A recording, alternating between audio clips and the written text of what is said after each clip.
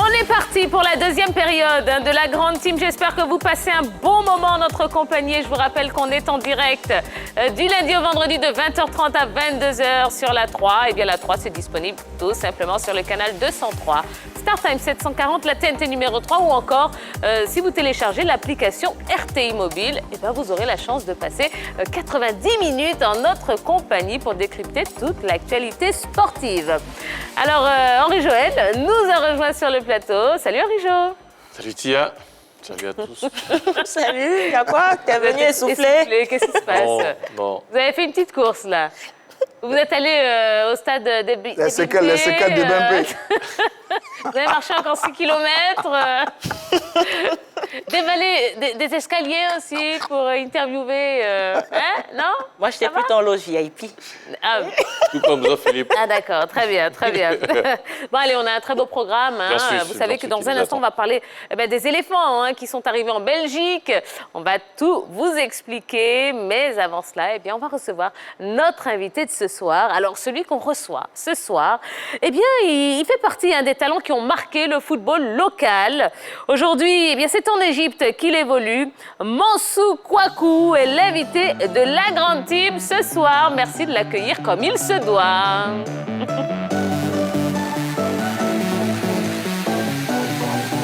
Salut Mansou. Salut à tous. Comment allez-vous? Je vais bien. Bon, on est content. Vous me voyez là Ouais, je vous vois. Ah d'accord, très bien. Non, je sais pas. C'est juste pour vous détendre, vous avez l'air stressé, c'est pour non, ça. pas de souci. D'accord. Et la journée, ça a été? Par la grâce de Dieu, ça a été. Bon, en tout cas, merci d'avoir accepté l'invitation de la grande team. Alors, pour vous connaître davantage, on va suivre votre parcours et votre palmarès qui nous est proposé par Dorgelès Kofi. Bonsoir Dorgelès. Bonsoir la team. Bonsoir Comment allez-vous? Moi, je vais bien. Ouais. Aujourd'hui, mardi, on a la pêche. Mais ça ne va pas, hein? Allez, Tia, il a commencé sa carrière de footballeur au centre de formation OSA d'Abobo avec le coach Hamza Gamal. En 2006, il s'engage avec le stade d'Abidjan. En 2013, il fera un test en Turquie avec le club de Trabzonspor. Depuis 2019, il évolue en Égypte avec le club de Raja Club d'Alexandrie. Le parcours et le palmarès de notre invité, c'est maintenant sur notre écran 3 fois. Magic. Regardons son parcours d'abord entre 2006 et 2010, Stade d'Abidjan, 2011-2012, AFAD, 2014-2015, COE Sport de San Pedro, 2015-2018, Smoa Sporting Club en Égypte, 2018-2019, Suez en Égypte, et puis depuis 2019, Raja Club d'Alexandrie. Son palmarès à présent. Vainqueur de la Coupe UEMOA en 2007 avec les éléphants A', finaliste des Jeux de la francophonie avec les A' en 2009, champion de Côte d'Ivoire avec le COE Sport de San Pedro en 2014, finaliste de la Coupe CAF en 2014 avec le COE Sport de San Pedro. Tia, c'est un éléphant. Ah. Très bien. Alors Mansou Kouakou, vous avez évolué pendant de nombreuses saisons dans le championnat ivoirien. Qu'est-ce que vous retenez de cette période? Merci d'abord pour l'opportunité que vous m'offrez. J'ai joué d'abord ici avec le Stade d'Abidjan, avec plusieurs clubs. C'est vraiment une fierté d'abord. Je suis content d'avoir joué et je suis très... comment je peux dire ça? Je retiens que le championnat ivoirien autant avait un bon niveau. Mais comme ça fait longtemps que je n'ai pas vu le championnat ivoirien, donc maintenant je ne peux pas me prononcer là-dessus. Mais où on jouait à cette période, il y avait un bon niveau parce qu'il y avait des joueurs qui sont aujourd'hui en équipe nationale, qui ont joué aussi le championnat. Donc je peux dire que c'était à un bon niveau. Mais vous n'avez pas gardé de contact avec les joueurs qui évoluent dans le championnat local? Pas vraiment. Pas vraiment. Vous êtes parti, vous avez tout laissé derrière vous. C'est comme ça. Non, on a des amis qui jouent, on a des amis avec qui de temps en temps on rentre en contact, mais bon, pas tout le monde. Voilà. Alors en 2013, vous effectuez un test non concluant en Turquie. Oui. Qu'est-ce qui vous a manqué justement pour évoluer dans ce championnat? Bon, à cette période, il y avait un entraîneur qui avait pris le stade d'Abidjan, un Turc qui était là pour prendre le stade d'Abidjan et il m'a vu jouer avec... À ce moment, j'ai joué avec l'AFAD. Oui. Il m'a fait partir en Turquie et à cette période, il n'avait pas de relation avec l'équipe de Trabzonspor. Et il m'a jeté comme ça dans le lot. Et quand je suis arrivé, le coach de Trésor Sport, j'ai fait le test, il m'a dit, OK, c'était bien. Ben, tu vas attendre la semaine qui suit pour signer. Et la semaine qui a suivi, le coach a fait un mauvais résultat. Et il a été licencié. Et c'est comme ça, le nouveau qui vient, il vient avec un nouveau joueur qui dit, ben, OK, je n'ai pas besoin de toi.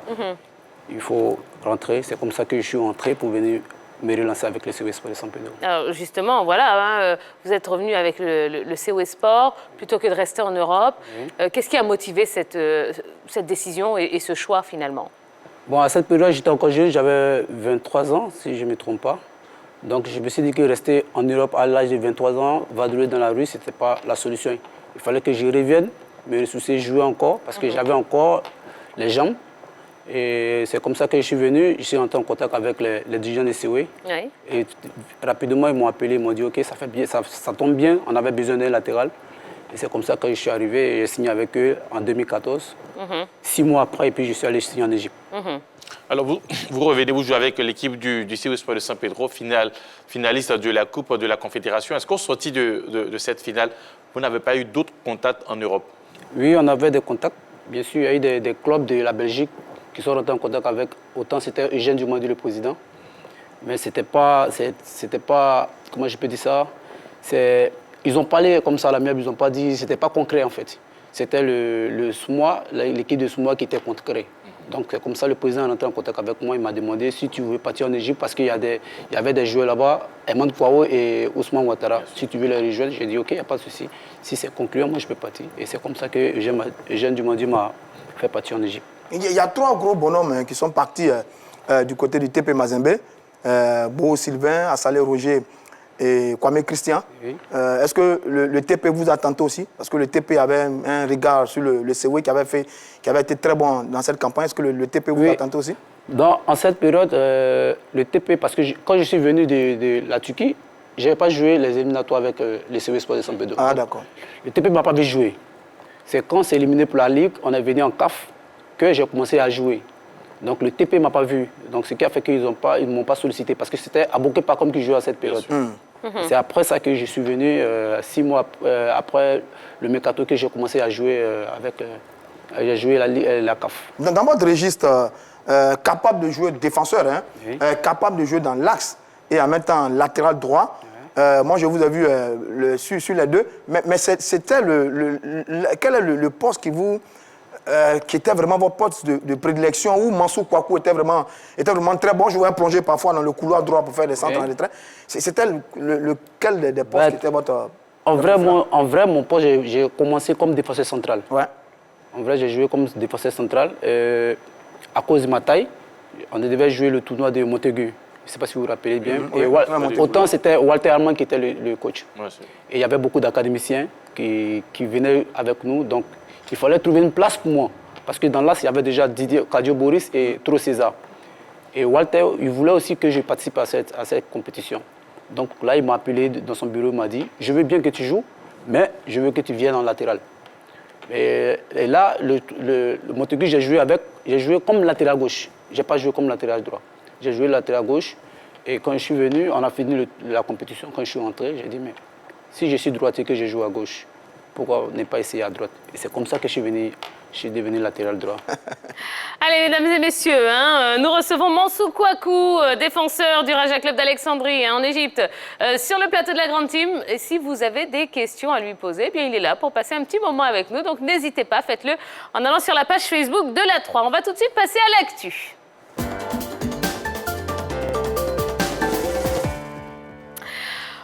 Et 11 mois après leur dernier match, les éléphants de Côte d'Ivoire reprennent du service pour 2 matchs amicaux, jeudi contre la Belgique et lundi contre le Japon. Mais avant, la bande à Baumel a démarré son stage ce lundi.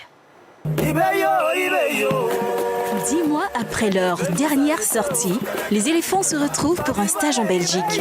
La préparation concerne dans l'immédiat 2 matchs amicaux prévus pour les 8 et 13 octobre, respectivement face au Diable Rouge et au Japon. Depuis ce lundi, les convoqués sont en regroupement à Bruxelles sous la direction de Patrice Baumel, sélectionneur de l'équipe nationale de Côte d'Ivoire. Ça va Lyon? Ouais, ça va. Bon, le derby olympien, c'est bon. Match compliqué, à l'image un peu de notre Ouais, mais fallait pas le prendre celui-là, c'est bien. Voilà, ça va le faire.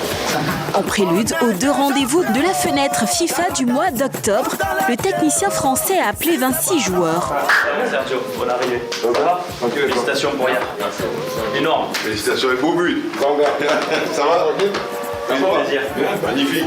Bonne arrivée, tu n'as pas mangé encore? Non, je vais prendre mes jambe là. Tu prends et tu descends. Si tu veux manger de suite, tu vois. Ouais, non, je vais changer. Ça marche. Lundi, il n'a pu débuter ses ateliers qu'avec 21 éléphants.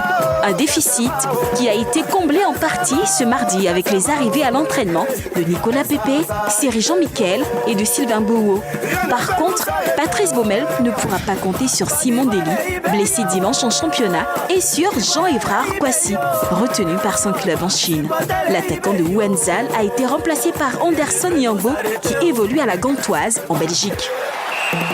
Pour sa première séance à la tête des éléphants, Baumel a compartimenté son groupe.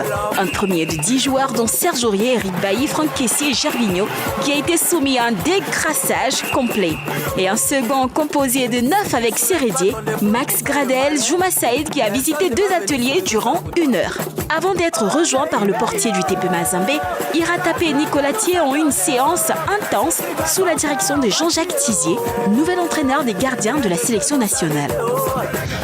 Au cours des 2 séances prévues ce mardi avec un groupe plus fourni, Patrice Baumel et son staff ont travaillé à affiner les complémentarités et à asseoir ses dispositions tactiques.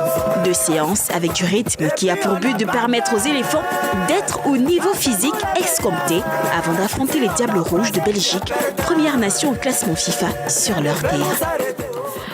Alors, pas mal de joueurs n'ont pu effectuer le déplacement pour diverses raisons. Comment est-ce que vous réagissez à l'absence justement de ces joueurs? Quand même, c'est le premier stage post-Covid-19.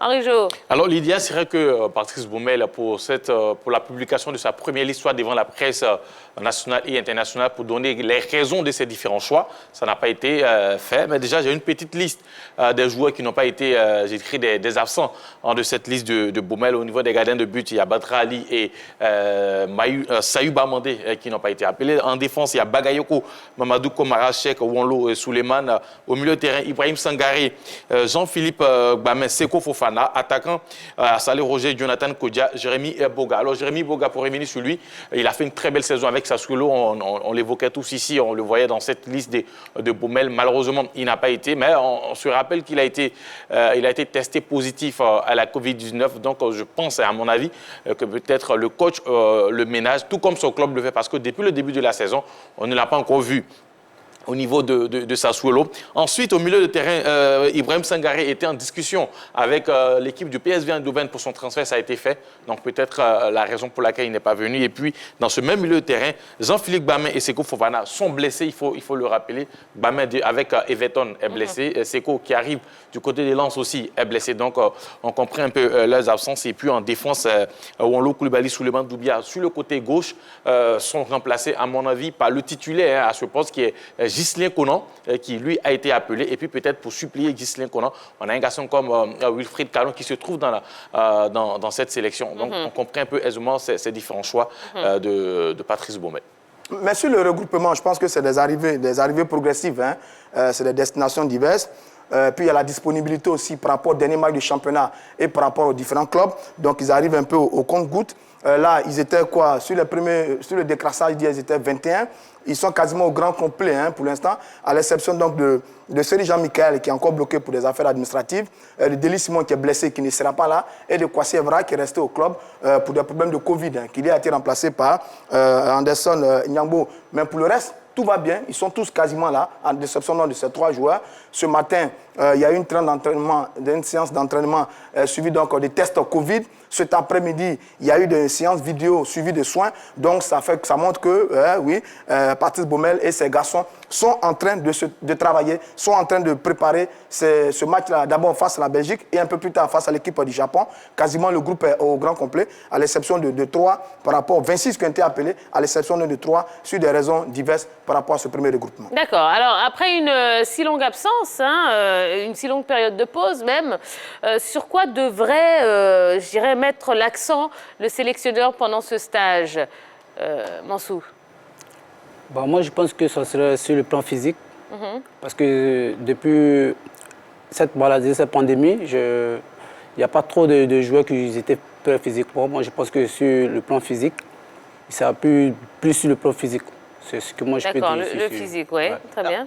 Yellow? Je ne pense pas qu'ils ont été en inactivité parce que la majorité des joueurs a été active dans leur championnat ou dans leur club. C'est ce qui a valu leur sélection dans l'équipe nationale. Maintenant, jouer en club individuellement ou collectivement, c'est différent de jouer en sélection. Il y a de différents automatismes, il y a de nouveaux coéquipiers, il y a un nouveau coach. Donc pour moi, le coach devra mettre l'accent sur jouer collectif parce que ce n'est pas évident. Il y a des automatismes qu'on a en club et il y en a qu'on doit acquérir en sélection nationale. Donc jouer collectif, pas individuel.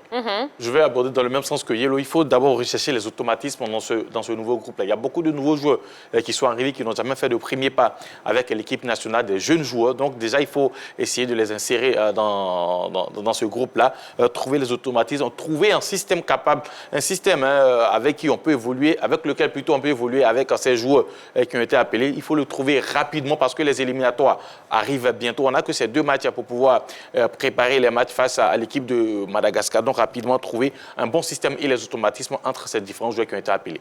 Ils ont parfaitement raison. Et là, on ne va pas être d'accord avec notre invité Mansour Kouakou parce qu'à la vérité, les clubs ont déjà fait le travail physique et puis le travail d'adaptation par rapport à la fin du championnat, à la reprise du championnat. Là, la mission de Baumel, c'est le collectif, la cohésion, le travail de groupe, travailler les combinaisons, les phases de jeu. C'est ça qui va travailler durant donc, ce premier stage de regroupement parce que comme ils disent là, il y a des anciens, il y a des nouveaux, il y a des joueurs qui ne se connaissent pas très bien parce qu'ils jouent dans divers clubs. Donc le gros travail de Baumel, ça va être de travailler la cohésion, le collectif, le travail de groupe, mettre tout ça dans un ensemble pour permettre donc aux éléphants de pouvoir jouer ensemble de façon collective face aux différents adversaires. Bon, après, je veux dire, la chance qu'on a, entre guillemets, c'est que c'est un groupe qui connaît Patrice Baumel, puisqu'il était quand même second d'Hervé Renard. Donc, je veux dire, voilà, il connaît ses joueurs, il maîtrise ses joueurs, donc je pense que ça sera quand même un petit peu plus facile. Et c'est la raison pour laquelle il est allé chercher des joueurs qui étaient à la retraite, notamment Sérédier, et puis qu'il a rappelé aussi un joueur qui, en quelque sorte, était banni lors du passage de Camara au niveau de l'équipe nationale, Gervinho, qui sont revenus, dont des joueurs qu'il connaît et qui aujourd'hui représentent, je dirais, ceux qui sont censés transmettre l'expérience au nouveau. Donc, je dirais une base avec les joueurs qui étaient là en 2015 et comme je l'ai dit, avec les nouveaux joueurs, il faut rapidement trouver la manière de jouer avec ces nouveaux qui viennent d'arriver, notamment en défense. Il en a appelé, je dirais, pas mal de joueurs en défense, notamment le jeune lyonnais, Sinali et Odilon Kouakou qui est venu de Bruges. Donc, rapidement, il faut trouver ces automatismes avec ces joueurs-là. Mais comme je le dis, il va falloir faire très rapidement parce que les matchs, on a que ces 2 matchs pour pouvoir les préparer parce que les matchs des éliminatoires vont arriver très vite. C'est ça. Novembre, déjà. C'est vrai qu'au-delà des matchs amicaux, je veux dire, la finalité, ça reste quand même en novembre la double confrontation face à Madagascar. Vous pensez que ce stage sera décisif par rapport au choix de l'entraîneur? Oui, très décisif. Sélectionneur, du moins. Oui, parce que, comme on l'a si bien dit, c'est un nouveau entraîneur pour d'autres. C'est un ancien parce que c'est l'adjoint d'Hervé Renard. Et pour nous qui avons fait la sélection, c'est plus avec lui qu'on travaillait. Pas avec Hervé Renard parce que c'est lui qui donnait les exercices, c'est lui qui faisait tout à la place d'Hervé Renard, qui venait mettre son grain, disant, c'est plus Patrick qui était à la charge de l'équipe nationale. Donc moi je pense que c'est un bon test pour lui. Pour des nouveaux, surtout ceux qui viennent d'arriver, c'est le moment de prouver qu'ils méritent la sélection pour que voilà, le mois de novembre, on puisse les rappeler encore, pourquoi pas. Voilà. Non, incontestablement que ces 2 stages-là seront importants. Il y a longtemps qu'on n'a pas joué avec les éléphants, il y a longtemps qu'on n'a pas été en regroupement. Donc d'abord, il y a les retrouvailles, il y a les échanges, c'est déjà important par rapport à ce genre de match. Ensuite, il est clair qu'il avait des certitudes. Il les avait déjà dès le départ, parce que comme vous le dites là, il connaît parfaitement certains dans ce groupe-là. Ceux de 2015, il y en a pas mal. Bailly, Aurier, Serré, Gervinho, etc. sont là. Et puis, le stage va permettre de confirmer certains choix qui pourraient venir s'ajouter à ce groupe qui est bien connu dès le départ. Donc ça va lui permettre de travailler donc, les automatismes qui pour la défense, qui pour le milieu de terrain et qui pour l'attaque. Ça va lui permettre de travailler des phases de jeu, des combinaisons de jeu. Et c'est pour ça que d'ailleurs aujourd'hui, il y a une séance vidéo avec l'ensemble du groupe pour parler tactique, pour parler disposition, pour parler, travail collectif par rapport aux 2 matchs qui viennent. Donc, incontestablement, ce stage-là sera important. Les 2 matchs amicaux qui viennent seront extrêmement importants avant, notamment le mois de novembre, pour les 2 journées, 3e et 4e journée des éliminatoires de la CAN qui arrivent. Donc, oui, ce stage-là sera très, très important pour Boumel et ses garçons. Oui, stage très important, mais il faudrait qu'on prie pour Délis Simon, s'il vous plaît. Parce qu'on l'avait reçu ici, il a dit qu'à chaque fois qu'on l'appelait en sélection, il se blessait. Récemment, la semaine passée, on a parlé de son match contre le Cercle de Bruges où il a marqué, il a fait avancer son club. Mais quand on l'appelle en sélection, il se blesse. Je ne comprends pas. Pardonnez, prions pour Délis Simon. On ne comprend pas ce qui se passe. C'est vrai que ça devient quand même très étrange, hein, cette histoire. Hein. Il a fait la troisième fois. Ah oui. Il se blesse. Non seulement pour les 2 premières fois, non seulement il était venu en sélection, et c'est pendant les séances d'entraînement qu'il s'est blessé. Mais cette fois-ci, il s'est blessé en club, donc il ne pourra pas rejoindre. Peut-être il va faire constater sa blessure et retourner dans son club. Mais comme le dit Yellow, c'est vrai, elle le dit ça devient en rigolant, mais ça devient quand même un peu sérieux, cette affaire de Délis Simon. Alors, bon, il est guéri quoi, il a déjà fait constater sa blessure dimanche. Voilà. Donc, c'est un peu le processus. Il faut venir faire constater sa blessure et puis retourner en club. Mais c'est quoi cette affaire de blessure à chaque fois qu'il appelle en sélection? Peut-être Monsou Kwaku, qui, lui, a déjà évolué avec l'équipe A, pourra nous dire quelque chose dans ce sens. Que se passe-t-il? Mais là, moi, je ne sais pas parce qu'il joue chaque week-end. Peut-être que c'est là-bas qu'il a pris le blessure, mais bon. Ouais. Moi, je ne pense pas que ça vient de quelqu'un, mais je pense que c'est le football. Il ne l'a pas encore dit. Hein. Non, c'est le football. Ça peut arriver à tout moment, la blessure. Et en plus, il est très performant. Il a été l'un des meilleurs défenseurs du championnat de Belgique. Il était sur le podium par rapport à la saison écoulée. Un garçon formidable qui aurait pu prendre le relais cette saison, vu que ceux qui sont en Angleterre là n'ont pas beaucoup joué. On comptait un peu sur lui, c'est dommage. Mais il y a beaucoup de garçons dans le cas. Adama Traoré, le Malien, là, avec l'Espagne, c'est pareil aussi. Il a été convoqué 2 fois, il a été blessé du côté du Mali. Est-ce que c'est le même cas avec notre Délis Simon? Je rappelle également qu'il y a quelques années, il y avait Djibril Cissé qui s'est blessé énormément avec l'équipe de France. Bon, qu'est-ce qui se passe? Voilà, qu'est-ce qui se passe? Bon, à l'instant même, Délis Simon est délivré, c'est fini, il est guéri. Allez, Monsou Kwaku, en 2014, donc, vous avez été appelé par Hervé Renard pour remplacer Zokora Didier. Qu'est-ce que vous gardez de ce passage chez les éléphants? Vraiment, c'était un plaisir. Parce que j'étais d'abord présélectionné, je n'étais pas parmi les 23. Quand j'ai reçu la convocation, à ce moment, j'étais au COE. Et ils m'ont dit, tu es présélectionné, mais tu n'es pas encore sélectionné. Oui. Et là, la semaine qui a suivi, on a joué un match contre l'équipe nationale. Déjà, dites-nous dans quel état d'esprit vous étiez quand on vous a dit que vous étiez présélectionné. Parce que j'imagine quand même que c'est un aboutissement d'arriver en équipe nationale. C'est l'équipe A, où il y a Yaya Touré, il y a tout le monde, il y a les grosses têtes. Donc déjà, un gars qui joue au COE, de voir Yaya Touré, de voir Javino, de voir d'autres joueurs, c'est déjà une joie, non seulement pour toi et pour la famille. Ouais. Parce que quand tu apprends que tu es présélectionné pour l'équipe nationale A, c'est déjà la joie. Donc j'étais vraiment ému, j'étais vraiment très content d'entendre seulement que j'étais présélectionné. Et à la dernière minute, on me dit que, voilà, que Zokora ne pourra pas venir, il faut venir. Ben, c'est comme si, je ne sais pas si c'était un rêve qui venait de se réaliser, parce que je les voyais à la télé. Et puis aujourd'hui, je fais partie du groupe. Donc c'est vraiment un grand plaisir, c'était vraiment un waouh. L'intégration s'est faite comment? Ouais, bon, parce que je connaissais d'autres déjà dans l'équipe nationale que j'avais qui était mon ami d'enfance. Il y avait Traoré Lassine à cette période-là. Il y avait Seri Michael. Bon, Seri Michael est venu après. Ben, je connaissais d'autres personnes dedans. Donc quand je suis venu, ils m'ont pris comme les petits frères. Ils m'ont pris comme un Ivoirien. Et voilà, ils tous s'est dédié, tout le monde s'est mis auprès de moi. Et puis voilà, ça a été facile. Et puis j'ai intégré le groupe facilement. Aujourd'hui, vous pensez encore à la sélection? Ben oui, je peux dire ça. Si Dieu permet que j'ai un club encore, parce que là, je suis sans club. Voilà, donc j'ai résilié mon contrat parce que j'ai revenais d'une blessure. Et là, je suis sans club. Si Dieu le permet que j'ai un autre club, c'est possible pour moi de revenir en sélection. Rejoindre en Côte d'Ivoire, ça vous tente ou pas? Ouais, je suis venu pour ça. En fait. Je suis venu pour jouer, me relancer encore, comme je le dis.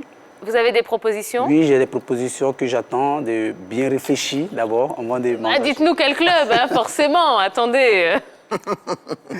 Allez, Non, vous êtes en je peux- pourparlers avec qui? Non, moi je peux faire tel le nom parce que...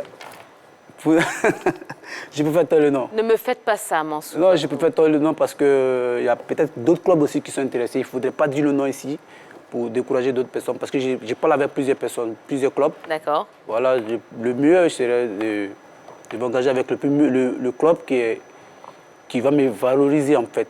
Parce Voilà, que- c'était ma question. Qu'est-ce qui va motiver votre choix? Ben, un club qui va jouer l'Afrique. Un club qui va jouer la Ligue des Champions, qui va partir...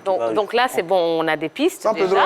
Hein? Le Racing Club d'Abidjan qui va représenter la Côte d'Ivoire au niveau de la Ligue des Champions. Et puis le FC San Pedro qui va jouer du côté de La Coupe CAF. la Coupe CAF. Donc, Non, moi, j'ai selon pas- les deux profils, il me semble que c'est le FC San Pedro qui... Non, j'ai pas dit ça. J'ai pas dit. Nous sommes bien en devinette quand même. Non, nous, pas dit. on aime chercher parce que de la manière dont on voit le FC San Pedro, il y a Agboké Pacom qui est là-bas, donc Ouais. il peut Je faciliter. ne peux pas venir encore avec Aboké Pacom parce que ça va... Mais ce qui est bien avec vous, c'est que vous pouvez jouer devant la défense. Hein. Ouais, c'est le numéro 6. je peux jouer même le milieu sautant. Voilà, donc avec Agboké Pacom qui peut faciliter. Ouais, votre ça peut intégration, marcher, votre mais comme intégration. c'est pas le CV, donc je ne peux pas dire que... Non, c'est le FC San Pedro. C'est pas le Saint-Pédro, donc je peux pas dire. Bon, d'accord. Alors, aujourd'hui, quand vous regardez hein, le COE Sport de San Pedro, qui était champion de Côte d'Ivoire, aujourd'hui qui est en Ligue 2, qu'est-ce que ça vous inspire, ça? Vraiment, c'est une déception parce que le COE, si on veut dire, c'était basé sur 6 personnes, 6 joueurs ou 7. Parce qu'après le départ des 3 de TP Mazembe et les 3 de Soumois, le COE a commencé à descendre. C'est comme s'il n'y avait pas d'autres, il n'y avait pas la relève en fait, c'est ce que je veux dire. Donc vraiment, ça fait la peine de voir le COE Sport de San Pedro qui était, aux années passées, qu'ils étaient finalistes, champions d'Afrique, champions de Côte d'Ivoire et tout. De les voir en deuxième division, vraiment, ça fait vraiment la peine. Manque de moyens ou relève non assurée? C'est quoi exactement? Moi, je pense que c'est relève non assuré parce que manque de moyens, je ne peux pas le dire parce qu'il a eu des moyens. Il a eu des moyens après le départ d'Assalé, tout le monde, tous ces 6 joueurs ou 7 joueurs qui sont partis, il y a eu des moyens qui sont rentrés au club. Mais je pense que c'était manque de relève parce que... On a remarqué que le président Eugène s'est un peu mis à l'écart par rapport au club. Il était un peu loin du club sur ces dernières années quand même, le président Eugène Diomandé. Bon, là, je ne sais pas, parce que nous, dès que nous avons vendu, nous, on est resté en Égypte, parce qu'en Égypte, on n'était pas trop situé sur le championnat ivoirien, parce qu'il n'y avait même pas de télé pour voir le championnat ivoirien. C'est comme, on était perdu, on était des cercles fermés, en fait. Donc, ce qui fait qu'on n'avait pas trop les échos, seulement qu'on appelait des amis pour demander qu'est-ce qui se passe au pays, comment va le COE Sport de San Pedro. Ils nous ont dit que le président Eugène s'est retiré un peu, comme tu viens de le dire. Ben, moi, je ne sais pas pour la cause, je ne sais pas qu'est-ce qui s'est passé. D'accord. Qu'est-ce qu'on peut vous souhaiter pendant que vous êtes ici en Côte d'Ivoire? Bonne chance. Et la santé surtout, pour qu'ils puissent avoir quelque chose devant. C'est important. D'accord.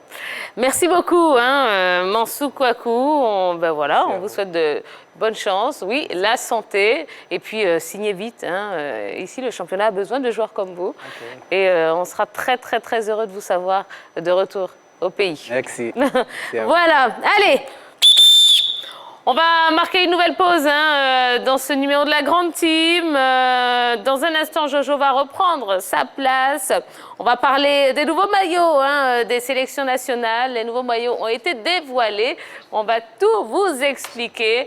Alors ne bougez surtout pas. On revient dans quelques instants.